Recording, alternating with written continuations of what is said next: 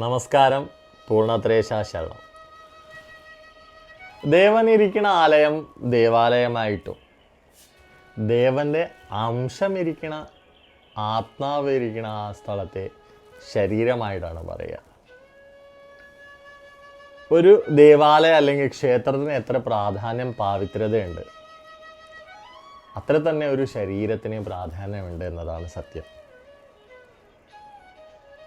ശരീരം എന്ന് പറയുമ്പോൾ ഭൗതികമായ ശരീരം, സൂക്ഷ്മ ശരീരം, മനസ്സും ആത്മാവും എന്ന 4 ഘടകങ്ങളാണ് അതിനുള്ളത്. Physical body, astral body, mind and soul. ഈ 4 ഘടകങ്ങളും തമ്മിൽ അഭേദ്യമായൊരു ബന്ധമുണ്ട്. ഈ 4 ഘടകങ്ങൾ ഏതിന് ഒന്നായാലും പോരായിക, അല്ലെങ്കിൽ ഒരു ചൈതന്യക്കുറവ് വന്നു കഴിഞ്ഞാൽ ഒന്ന് വേറൊന്നിനെ ബാധിക്കുക എന്നതാണ്. നമ്മൾ എളുപ്പത്തിൽ പറയാറുണ്ട്, നമുക്ക് വയ്യാണ്ടായി, ശരീരത്തിന് തീരെ വയ്യ. അപ്പോൾ നമുക്ക് പെട്ടെന്ന് തോന്നും, മനസ്സുകൊണ്ട് ഇന്നൊന്നും ഒരു സുഖമില്ല ഇന്നത്തെ ദിവസം എന്ന് നമുക്ക് തോന്നാറുണ്ടല്ലോ. അത് തന്നെയാണ് ഈ ഭൗതിക ശരീരത്തിൻ്റെ നേരെ പ്രഭാവം നമ്മുടെ മനസ്സിലേക്ക് വരിക എന്നതാണ്. ഭൗതിക ശരീരം എന്നത് ബയോളജിക്കലി ഒരു മാതാപിതാവിൻ്റെ പ്രേമസാഫല്യമായിട്ട് ഒരു കുട്ടി ജനിക്കുക എന്നതാണ്.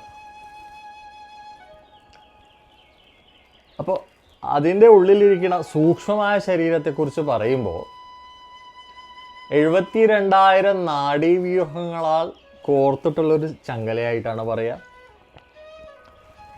ആദ്യത്തെ തുടിപ്പ്, എ ഫേസ്റ്റ് ഹാർട്ട് ബീറ്റ്, ഇതിന് ശക്തിപ്രവാഹം എന്നാണ് പറയുക. ആ ചൈതന്യം ഈ നാഡീവ്യൂഹങ്ങളിലേക്ക് വരികയും ശരീരം മൊത്തം പ്രവഹിക്കുകയും ശരീരത്തിന് ചൈതന്യം നൽകുകയാണ് ചെയ്യുന്നത്. എപ്പോഴാണോ ആ ചൈതന്യം പുറത്തേക്ക് പോകും, ആ ശരീരം നിശ്ചലമായി തീരും എന്നതാണ്. അത് നമുക്കൊക്കെ എല്ലാവർക്കും അറിയണത് തന്നെയാണ്. ഒരാൾ മരിച്ചു എന്ന് പറയും. അപ്പോൾ സൂക്ഷ്മമായ ശരീരത്തിൻ്റെ അകത്തിരിക്കുന്ന ഈ 72,000 നാഡീവ്യൂഹങ്ങളും അതിലെ ഏറ്റവും പ്രധാനമായ 16,000 നാഡീവ്യൂഹങ്ങളും അതിലും ഏറ്റവും പ്രധാനമായ 3 നാഡീവ്യൂഹങ്ങളെക്കുറിച്ചാണ് പറയുക. ഇട, പിങ്കള, സുഷുമ്ന എന്ന നാഡി. സുഷുമ്ന നാഡിയിലൂടെയാണ് ഷഡാധാര ചക്രങ്ങളുടെ സങ്കല്പം പറയുന്നതും സഹസ്രാരബദ്ധമായ പരബ്രഹ്മ ചൈതന്യത്തെ പറയണത്.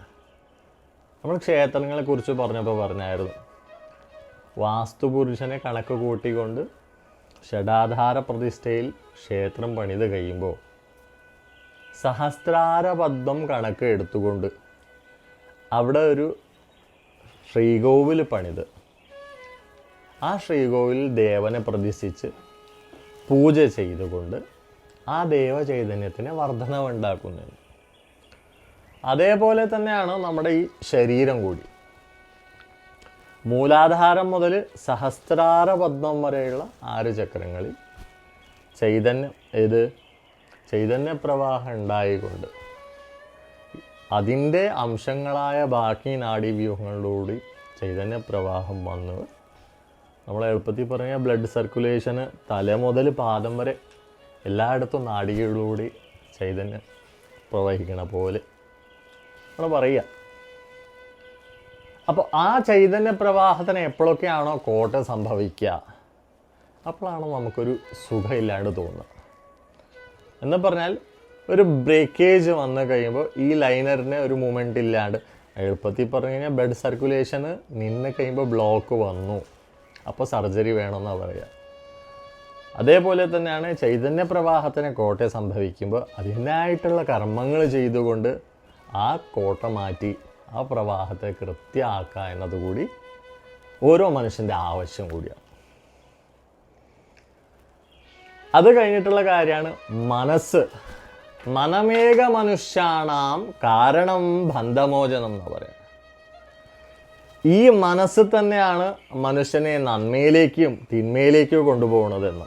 കാരണം ബന്ധമോചനം, ബന്ധനങ്ങൾ ഉണ്ടാക്കാനും ബന്ധനങ്ങളിൽ നിന്ന് പുറത്തു വരാനും മനുഷ്യനെ മനസ്സാണ് കാരണമായി തീരുന്നത്.